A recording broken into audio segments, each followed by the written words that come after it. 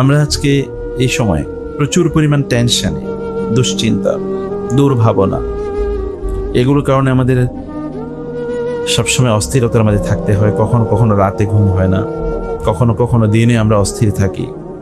এবং অধিকাংশ লোকই তাদের এই মানসিক অস্থিরতা অথবা তাদের এই যে অ্যাংজাইটি বা তাদের হতাশা, দুশ্চিন্তা ইত্যাদির কারণে তারা রোগী হয়ে যাচ্ছে, তাই না? রাসূলুল্লাহ সাল্লাল্লাহু আলাইহি ওয়াসাল্লাম আমাদেরকে দোয়া শিখিয়েছেন, আমরা যেন আল্লাহর কাছে দোয়া করি যেন আমাদের টেনশনগুলো যেন দূর হয়ে যায়। আর মানব জীবনের এমন কোনো দিক নাই যেই দিকের ব্যাপারে রাসূলুল্লাহ সাল্লাম আমাদেরকে স্পষ্ট দিক নির্দেশনা দেননি। ফলে আমাদের আর কারো কাছে যাওয়ার কোনো প্রয়োজন হয় না, কোনো নলেজ, কোনো জ্ঞান, কোনো তথ্য ধার নেওয়ার জন্য কারো কাছে যাওয়ার কোনো প্রয়োজন নেই। তিনি সব দিয়ে গেছেন, এমন কোনো জিনিস নেই। এমনকি এখন থেকে যদি 1000 বছর পরেও কোনো ক্রাইসিস তৈরি হয়, কোনো সমস্যা তৈরি হয়, ওই সমস্যার সমাধানও কি তিনি দিয়ে গেছেন।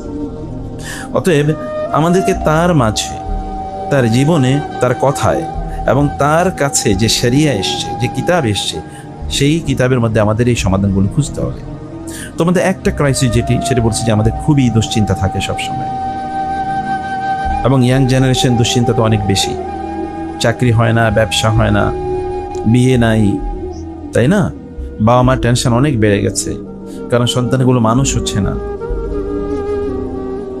এরকম অসংখ্য জিনিস, এগুলো থেকে দূর, মানে এগুলো থেকে মুক্ত থাকার জন্য, এগুলো দূর করার জন্য রাসূল সাল্লাল্লাহু আলাইহি ওয়াসাল্লাম আমাদেরকে শিক্ষা দিয়ে গেছে। আল্লাহুম্মা ইন্নী আউযু বিকা মিনাল হাম্মি ওয়াল হাযান, হে আল্লাহ আমি তোমার কাছে আশ্রয় চাই কি থেকে? আল হাম, দুশ্চিন্তা, ওয়াল হাযান, হাম মানে হচ্ছে অতীতের কোনো কারণে যদি কোনো দুশ্চিন্তা হয়, যেমন আগে কোনো প্রবলেম হয়েছে সেটা এখনো আপনি ফেস করতেছেন, এটাকে বলে হাম। আল হাযান মানে হচ্ছে ভবিষ্যতের, লা খাউফুন আলাইহিম ওয়া লা হুম ইয়াহজানুন, মানে যারা জান্নাতে যাবে, জান্নাতে গিয়ে তাদের কোনো দুশ্চিন্তা থাকবে না, কোনো দুঃখ থাকবে না। অথবা এটা পরের ইস্যু। হাজান হলো পরে, অতীতের কোনো কাজের কারণে যেন আমার কোনো দুর্ভাবনা বা দুশ্চিন্তা না থাকে, ভবিষ্যতে যেন আমার কোনো দুশ্চিন্তা বা দুর্ভাবনা তৈরি না হয়। এটা আল্লাহর কাছে বলতে রাসূলুল্লাহ সাল্লাল্লাহু আলাইহি ওয়াসাল্লাম আমাদেরকে শিখিয়ে গেছে। ওয়ামিনাল আজ্জি ওয়াল কাসল, এবং দুর্ভাবনা, দুশ্চিন্তা তৈরি হয় কখন? যখন আমরা আল আজ হই। আজ মানে কি জানেন? আজ মানে হচ্ছে কোনো একটা কাজ করতে আমরা অক্ষম, ইনক্যাপাসিটেটেড। আপনি ওই কাজটি করার মতো সামর্থ্য রাখেন না। যেমন অনেকের স্কিল নাই, দক্ষতা নাই, যোগ্যতা নাই, এ কারণে চাকরি বাকরি হচ্ছে না। অথবা অনেক ভালো মেধা নেই, এ কারণে ভালো ইউনিভার্সিটিতে ভর্তি হতে পারছে না, ভালো স্কুলে ভর্তি হতে পারছে না। আপনার টেনশনে আছেন, বাচ্চাটাকে হিফজ দিয়েছি, কোরআন হিফজ করার জন্য, কিন্তু হিফজ করতে পারছে না, মেধা দুর্বল। এইটা একটা আজ, এটা লাল কাসাল, খুবই মেধাবী কিন্তু পড়াশোনা করে না। অথবা খুবই কি শারীরিকভাবে খুবই শক্তিশালী কিন্তু কোনো কাজ করে না, কাজ করতে চান, এটা অলস প্রকৃতি। এই দুটোই মানুষের জন্য অ্যাংজাইটি নিয়ে আসে, টেনশন নিয়ে আসে। আল্লাহ তাআলা এর কাছে যেন আমরা এই দুটোর ব্যাপারে বলি, হে আল্লাহ তুমি আমাদের অক্ষমতাগুলো দূর করে দাও, কোনো কাজ করার জন্য আমাদেরকে সক্ষমতা দাও, স্কিল দাও, যোগ্যতা দাও, দক্ষতা দাও। এবং তার পাশাপাশি আমাদের কোনো অলসতা থাকলে অলসতা দূর করে দাও। কি বলতে হয়? আল্লাহর কাছে অলসতা এর জন্যে, অলসতা যেন আল্লাহ দূর করে দেন, চাইতে হয় আল্লাহর কাছে। না চাইলে আপনি অলস হবেন। আপনি নামাজে, মসজিদে এসে আপনি হাই তুলবেন, আপনি নামাজে দাঁড়ায়ও দেখবেন আপনার কি বিশাল বড় হাই আসতেছে, আপনার ঘুম চলে আসতেছে। ওই যে আল কাসাল। আর কাসাল কার সমস্যা? এটা হচ্ছে মুনাফিকদের সমস্যা। ওই যা কামু ইলাস সালাতি কামু কুসালা, নামাজে দাঁড়াইলে তারা অলস হয়ে দাঁড়ায়, এটা মুনাফিকদের প্রবলেম। ইমানদার কোনোদিন অলস থাকতে পারে না, ইমানদারের সাথে অলসতা যায় না, এটা মুনাফিকের সাথে অলসতা যায়। ইমানদার অলস হতে পারে না, কারণ ইমানদার থাকবে নাশিত।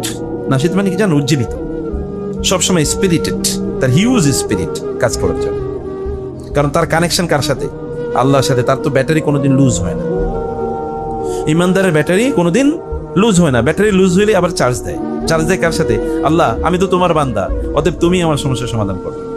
আমি তো আর অন্য কোনো মানুষের বান্দা না, অন্য কারো চাকর না, আমি তো অন্য কারো সৃষ্টি না, আমি তোমার সৃষ্টি। তুমি কি আমার প্ল্যান ছাড়া বানাইছো? নিশ্চয়ই তুমি আমাকে প্ল্যান নিয়েই বানিয়েছো। অতএব আমার ব্যাপারে তোমার যা প্ল্যান সেটা তুমি এক্সিকিউট করো, এবং আমাকে তুমি অসহায় রাখো না। আমি তোমার বান্দা, তুমি তো আর অসহায় না, তাহলে তুমি আমাকে কেন অসহায় রাখবা? এইভাবে আল্লাহ তাআলাকে বলতে হয়, তাহলে আপনি শক্তিশালী হবেন। রাসূলুল্লাহ সাল্লাল্লাহু আলাইহি ওয়াসাল্লাম বদরের প্রান্তরে গিয়ে বলেন, আল্লাহ, এই যে কয়েকটা মানুষ, এরা দুর্বল, এরা যুদ্ধের ময়দানে এসছে, এর বিপরীতে যারা আছে তারা খুবই শক্তিশালী, অস্ত্র শস্ত্রে সজ্জিত, এবং তারা কি যুদ্ধে প্রশিক্ষণ প্রাপ্ত। এরা হচ্ছে শারীরিকভাবে দুর্বল, অস্ত্র নাই, আবার এদের প্রশিক্ষণও নেই। আল্লাহ, আমি কয়েকজনে নিয়ে এসেছি যুদ্ধের ময়দানে, এদেরকে তুমি রক্ষা করো এবং তুমি বিজয় দান করো। বিজয় পাইছে কিনা? পেয়েছে। কারণ ধর্ণা দিয়েছে কার কাছে? আল্লাহর কাছে। আর তিনি কি? আজিজিম মুক্তাদির, তিনি হচ্ছেন মহা ক্ষমতাধর, মহা শক্তিশালী। তার শক্তির উপর কোনো শক্তি আছে নাকি? তিনি যদি চান তাইলে ওটা কি এমন কোনো শক্তি আছে যে ওটাকে বাধা দেবে? তিনি যদি না চান এমন কোনো শক্তি আছে ওই কাজটা করবে? কারো ক্ষমতা নেই। তাহলে তার সাথে কানেক্টেড থাকতে হবে, তাকে বলতে হবে, ইমিডিয়েটলি তার কাছে রেফার করতে হবে, আল্লাহ তোমার কাছে আমি, আল্লাহুম্মা ইন্নী আশকু ইলাইকা বাসি ওয়া হুজনি। যেমন ইউসুফ আলাইহিস সালামকে হারিয়ে তার বাবা কার কাছে বলতেন? কেবল আল্লাহর কাছে বলছেন। হয়েছে কি? পরবর্তীতে কাঁদতে কাঁদতে চোখ অন্ধ হয়ে গেছে বটে। ছেলেগুলো কি? ওই ছেলেগুলো একটু বখাটে দুষ্ট টাইপের হয়ে গেছে, কারণ ভাইরে মেরে ফেলতে চেয়েছে। ইউসুফ আলাইহিস সালামের বাবা কেবল আল্লাহর কাছে কেঁদেছেন, আল্লাহ ইন্নামা আশকু বাসি ওয়া হুজনি ইলাল্লাহ, আমার কষ্টের কথা, দুঃখের কথা, আমার এই যে আমি যে এই কাজটা করতে পারি, আমি যে একটু অক্ষম, আল্লাহ তোমার কাছে আমি বলতে, তুমি তো অক্ষম না। এবং আল্লাহ সুবহানাহু ওয়া তাআলা পরে কি করলেন? তার এই যে 11 ছেলে, বাকি 11 ছেলে ইউসুফ ছাড়া, এই 11 ছেলেকে আল্লাহ তাআলা আল্লাহওয়ালা বানিয়ে দিয়েছে। শুধু তাই না, ইউসুফকে আল্লাহ তাআলা ফিরিয়ে দেন না, বরং মিশরের সম্রাট আকারে ফিরিয়ে দিয়েছে। ও তারা তাকে হত্যা করার জন্য কূপে নিক্ষেপ করেছে। শুধু তাই না, তার চোখ যে অন্ধ হয়ে গিয়েছিল, ওই চোখও কি হয়েছে? পরে ভালো হয়ে গেছে। ফ্যামিলির মধ্যে দুই একটা খারাপ লোক থাকতেই পারে, এই কি যে এখানে তার ফ্যামিলির মধ্যে, তার ছেলেদের মধ্যে যে এই যে সামান্য সময়ের মধ্যে বা সময়ের জন্য একটু ডেভিয়েশন তৈরি হয়েছিল, একটু পথভ্রষ্টতা অথবা একটু বাঁকা পথে যাওয়া, শয়তানের ওয়াসওয়াসায় পড়ে যাওয়া, এটা যে তৈরি হয়েছিল ইউসুফ আলাইহিস সালামের বাবা অর্থাৎ ইয়াকুব আলাইহিস সালামের আল্লাহর কাছে ধর্ণা দেওয়ার কারণে আল্লাহ সুবহানাহু ওয়া তাআলা পুরা ফ্যামিলিটাকে একটা হ্যাপি ফ্যামিলি বানিয়ে দিয়েছে। দেখেন পরবর্তীতে কি হয়েছে, সবাই এখন ভালো, সবাই এখন আল্লাহওয়ালা। এবং ইউসুফ আলাইহিস সালামের বাবা এবার সব শুধুমাত্র ছেলে মেয়েদেরকে নিয়ে না, 12 ছেলে, ছেলেদের সন্তান এবং তাদের সন্তান, এরকম 3-4 প্রজন্ম নিয়ে তিনি কি এবার মিশরে বসবাস করতেছেন। এরাই তো পরবর্তীতে যে বনি ইসরাইল, এরা বনি ইসরাইল গেল কোত্থেকে? কানান অর্থাৎ এই ফিলিস্তিন থেকে ওইখানে গেল কি হবে? ওই যে ইউসুফ আলাইহিস সালামের সময় বাপ মা সব শুদ্ধ, ভাই বোন সব শুদ্ধ, মানে মিশরে চলে গেছে এবং মিশরে তারা সম্রাট হিসেবে বহুদিন ছিল। বুঝতে পেরেছেন? একজন মানুষকে হত্যা করার জন্য তারা কি কূপে নিক্ষেপ করেছে, কিন্তু আল্লাহ সুবহানাহু ওয়া তাআলা আল্লাহর কাছে ধর্ণা দেওয়ার কারণে ওনাকে আল্লাহ তাআলা কি বানিয়ে দিয়েছেন? সম্রাট বানিয়ে দিয়েছেন। তাহলে আপনাদের টেনশন কোথায়? টেনশন কিসের? একজন মুসলমানের টেনশন থাকে কোত্থেকে? তিনি তো আল্লাহকে বলবেন, আল্লাহ এই প্রবলেম তুমি সমাধান করো। সমাধান করা মালিককে, ক্ষমতা কার আছে? তিনি হয় নিজে করবেন অথবা কাউকে দিয়ে করাবেন, নাকি? সূরা কাহাফ আপনারা পড়েন না প্রতি জুমাবারে? এই জুমাবারে পড়ছেন সূরা কাহাফ? সূরা কাহাফে কতগুলো ঘটনা আছে, এর মধ্যে 2টা ঘটনা। ওই যে এক ছেলেকে খুবই সুন্দর, আকাতালতা নাফসান যাকিয়াতান বিগাইরি নাফস লাকাদ জিইতা শাইআন নুকরা, খুবই খারাপ কাজ করছেন আপনি, এই ছেলেটাকে কেন হত্যা করেছেন? তো পরবর্তীতে খিদির আলাইহিস সালাম তিনি বলেছেন, ওয়া আম্মাল গুলামু ফাকানা আবওয়াহু মুমিনাইনি ফাখাশিনা আন ইউরহিকাহুমা তুগয়ানা ওয়া কুফরা ফাআরাদনা আন ইউবদিলাহুমা রাব্বুহুমা খায়রাম মিনহু যাকাতান ওয়া আকরাবা রাহমা। তিনি বললেন পরবর্তীতে এটা ব্যাখ্যা করতে গিয়ে যে আমি ওই সন্তানটাকে কেন কতল করেছি জানো? কারণ এই যখন বড় হতো তখন পিতামাতার অবাধ্য হতো এবং পিতামাতার ক্ষতি হতো, ফলে আমি তাকে কতল করেছি, ফলে সেও বেঁচে গেছে, তার পিতামাতাও বেঁচে গেছে, কারণ তার পিতামাতা ভালো মানুষ ছিল।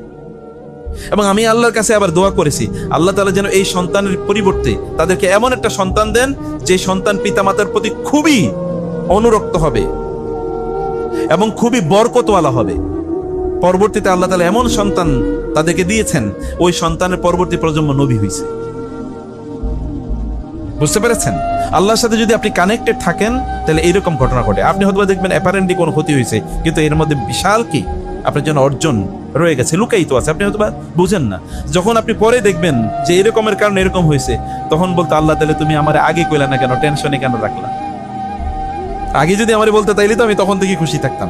কিন্তু খুশি আপনাকে আগ থেকেই থাকতে হবে, এই কারণে, কারণ এটা টেস্ট আল্লাহর পক্ষ থেকে। মা আসাবা মিন মুসিবাতিন ফিল আরদি ওয়ালা ফি আনফুসিকুম ইল্লা ফি কিতাবিম মিন ক্বাবলি আন নাবরাহা ইন্না যালিকা আলাল্লাহি ইয়াসির। লিকাই লা তাহজানু আলা মা ফাতাকুম লিকাই লা তাফরাহু তাহজানু আলা মা ফাতাকুম ওয়া লা তাফরাহু বিমা আতাকুম আল্লাহু লা ইউহিব্বু কুল্লা মুখতালিন ফখুর। আল্লাহ তাআলা এই যে বিপদ যদি ঘটে, এটা আল্লাহ তাআলা আমাদের সৃষ্টির আগে তৈরি করে রাখেন নাই? সৃষ্টির কত আগে? 50,000 বছর আগে আল্লাহ তৈরি করে রেখেছেন যে তোমার এই সমস্যা হবে, তোমার এই সম্ভাবনা হবে। তাহলে কানেক্টেড থাকতে হবে কার সাথে বলেন তো? আল্লাহর সাথে সম্পৃক্ত থাকতে হবে। আল্লাহর সাথে যদি আপনি সম্পৃক্ত থাকেন তাহলে তো কোনো টেনশন নেই, কোনো সমস্যা নেই। এবং এটাই আমরা আল্লাহকে বলি, আল্লাহুম্মা ইন্নী আশকু ইলাইকা বাসসি ওয়া হুজনি। আল্লাহ, তোমার কাছে আমার টেনশনের কথা আমি বলছি, এবং আমি তোমার কাছে আমার দুর্বলতা, আমি দুর্বল, তুমি আমাকে শক্তি দাও। আপনি দুর্বল, কিন্তু আপনার মালিক কি দুর্বল নাকি? তাহলে আপনি দুর্বল কেমনে হইলেন? আপনি দুর্বল, কিন্তু আপনার সাথে প্রধানমন্ত্রীর সম্পর্ক আছে, আপনি কি দুর্বল? বুঝেননি কথা? আপনি দুর্বল। এই এলাকার এমপির সাথে আপনার রিলেশন খুবই গভীর, আপনার কথায় তিনি দৌড় দেন, তাহলে কি আপনি দুর্বল? আর আপনার রব তো আরো আগে দৌড়ান। তিনি কি বলেছেন? ওয়াইজা সাআলাকা ইবাদি আন্নি ফাইন্নী করিব উজিবু দাওয়াতাদ দাঈ ইযা দাআনি। আমার বান্দার আমি খুবই নিকটবর্তী, ও যখনই ডাকে আমি তখনই ডাকে সাড়া দিই। তাহলে ডাকতে পারছি না, এটা কার ব্যর্থতা? আমাদের। এটা করছে কি? ইস্তাহওয়াযা আলাইহিমুশ শাইতানু ফাআনসাহুম যিকরাল্লাহ উলাইকা হিজবুশ শাইতান। একদল লোক আছে শয়তানের দল। এটা কার দল? শয়তানের দল। এদেরকে শয়তান এমন ভাবে প্রভাব তৈরি করে এরা আল্লাহকে ভুলে যায়, যে কোনো সিচুয়েশনে তারা আল্লাহকে ভুলে যায়। তাহলে কি করা যাবে না? টেনশন করা যাবে। বুঝতে পারছেন আমার কথা? টেনশন করা যাবে না। বলতে হবে কার কাছে? টেনশন আসুক, কিন্তু বলবো কার কাছে? কথা বুঝতে পারছেন তো? আল্লাহর কাছে বলতে হবে। এই যে রাসূল সাল্লাল্লাহু আলাইহি ওয়াসাল্লাম শিখিয়েছেন, ওয়াল আজ্জি ওয়াল কাসল ওয়া মিনাল বুখলি ওয়াল জুবন। আল বুখ ওয়াল জুবন, একদিকে আপনি খুব বখিল, মানে কার্পণ্য, কৃপণ, আবার অন্যদিকে কি? লোকটি কি? খুবই ভীরু, খুবই ভীরু কাপুরুষ। অতএব তিনি একদিকে কি করেন না, তারা আছে দান সাদাকা করেন না, আছে দান সাদাকা করেন না, অন্যদিকে সে অর্জন করার জন্য, উপার্জন করার জন্য কোনো কি চেষ্টা নেই, খুবই ভীরু। এটা করলে যদি আমি লস করি, আমি করব না। ওইটা করলে যদি আমি গেইন না করি, যদি ওইখানে সফল না হই, এ কারণে সে কোনো উদ্যোগই নেয় না, প্রচেষ্টাই গ্রহণ করেন। একদল লোক দেখবেন সারাদিন ঘুরে, কি ব্যাপার কাজ করে না কেন, করিয়া দেখছি কাজ হয় না। আল্লাহ সুবহানাহু ওয়া তাআলা তাকে পরীক্ষায় ফেলেছেন, আর এই লোক কি শয়তানের কাছে পরাজিত হয়ে গেছে। ওমিন গালাবাতিদ দাইনি ওয়া কাহরির রিজাল।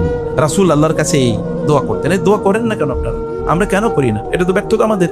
এটা দোয়া করলে তো আল্লাহ সব অ্যাংজাইটি, সব ফ্রাস্ট্রেশন দূর করে দেন। প্রিয় ভাইরা, ফ্রাস্ট্রেশনের একটা প্রধানতম কারণ হলো কি? আমাদের অর্থনৈতিক ইস্যু, অথবা আমাদের রিজিক নিয়ে আমরা খুবই টেনশনে থাকি।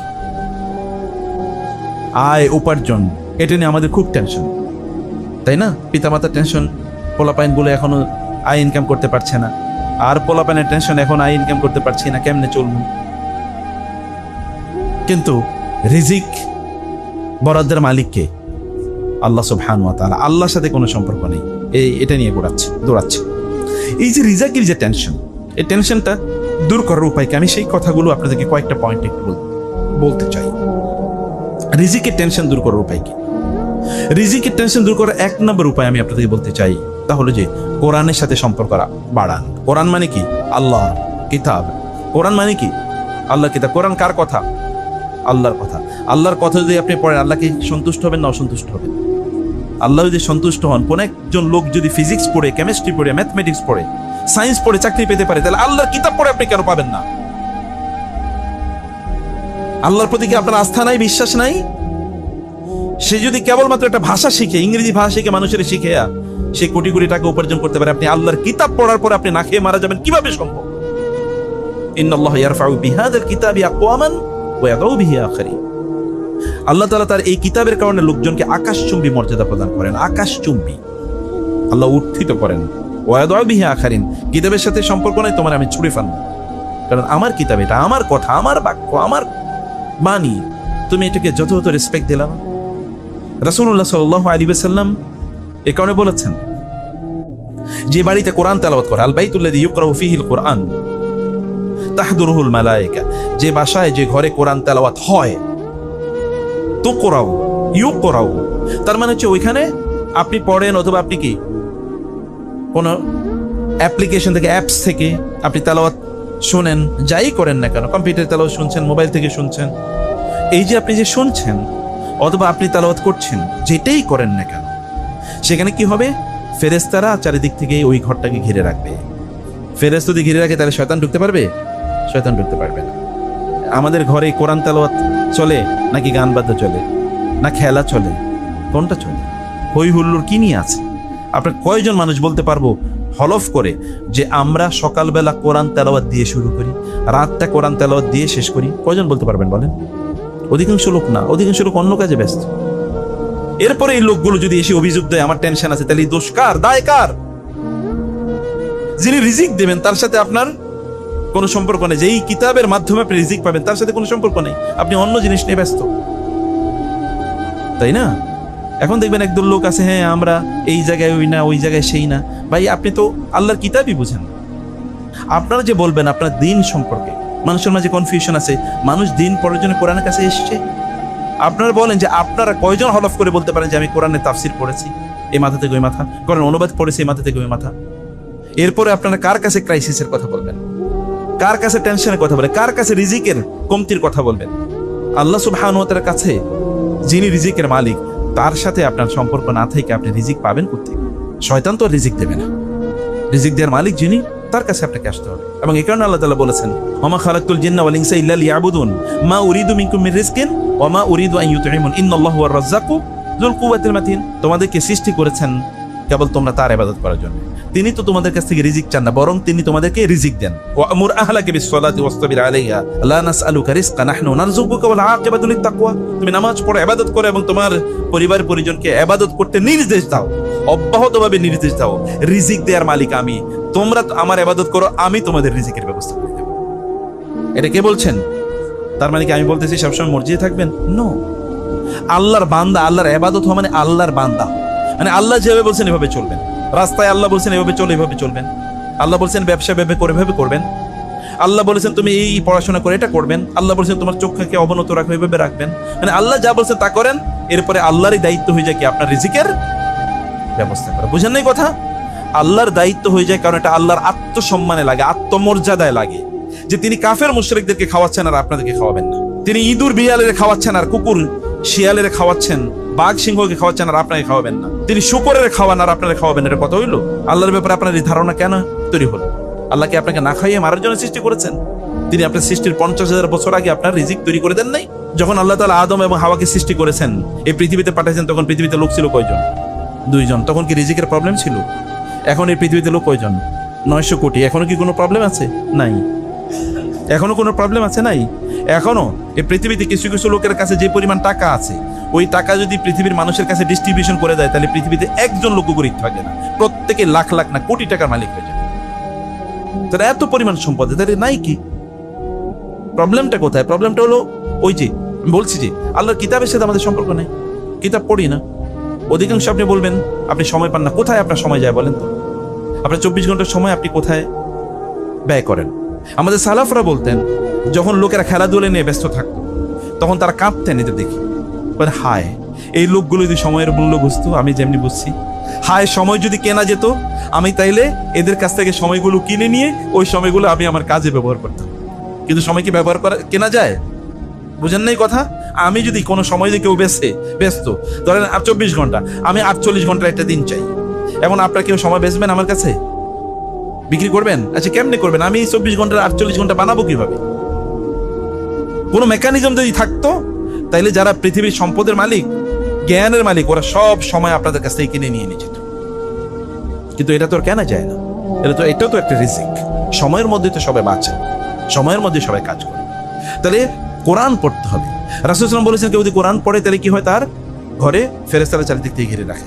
ফেরেশতারা আপনাকে সাপোর্ট করবে, আপনার টেক কেয়ার করবে, আপনাকে সাহায্য করবে, সামর্থ্য এবং সহযোগিতা করবে। এবং 2 নম্বরে কি, যখন কেউ কোরআন তেলাওয়াত করে তখন শয়তানগুলো দূর হয়ে যায় এখান থেকে। আর শয়তানের কাজ হচ্ছে মানুষকে কি করা? দারিদ্র্যের ভয় দেখানো। আশ-শাইতানু ইয়াইদুকুমুল ফাকরা ওয়া ইয়া'মুরুকুম বিল ফাহশা। আল্লাহ তাআলা বলেছেন শয়তান তোমাদেরকে দারিদ্র্যের ভয় দেখায়, তুমি গরিব হয়ে যাবা, তুমি এই করবা সেই করবা, আপনার মধ্যে টেনশন ঢুকে দেয়া। এটা কার কাজ? সবচেয়ে বড় শয়তানের 1 নম্বর কাজ হলো মানুষের মধ্যে টেনশন ঢুকিয়ে দিয়ে। টেনশন ঢুকাইলে সে এরপরে আকাম করা শুরু করবে। সে তখন 2 নম্বরই করবে, সে তখন মানুষের সম্পদ মারবে, লুট করবে, এই করবে সেই করবে। এটা শয়তানের কাজ। শয়তান মূলত কাজ করে দিসকে, শয়তান মূলত আইডিয়া দিয়ে দেয়। যেমন পৃথিবীর যারা নাস্তিক, সেকুলার, কথিত বুদ্ধিজীবী, ওরা কি দেয় আসলে? আইডিয়া দেয়। ওই আইডিয়া দিয়ে সব শেষ করে দেয়। এখন দেখবেন আপনি ইসলামের আইডিয়া নাই, শরিয়ার কোনো আইডিয়া নাই, সব হলো ওদের আইডিয়া। আর ওদের আইডিয়াতে সারা পৃথিবী চলে নাকি? কাদের আইডিয়াতে চলে সবকিছু? মুসলমানদের দেশগুলো ওদের আইডিয়া চলে, আমাদের কোনো আইডিয়া নাই।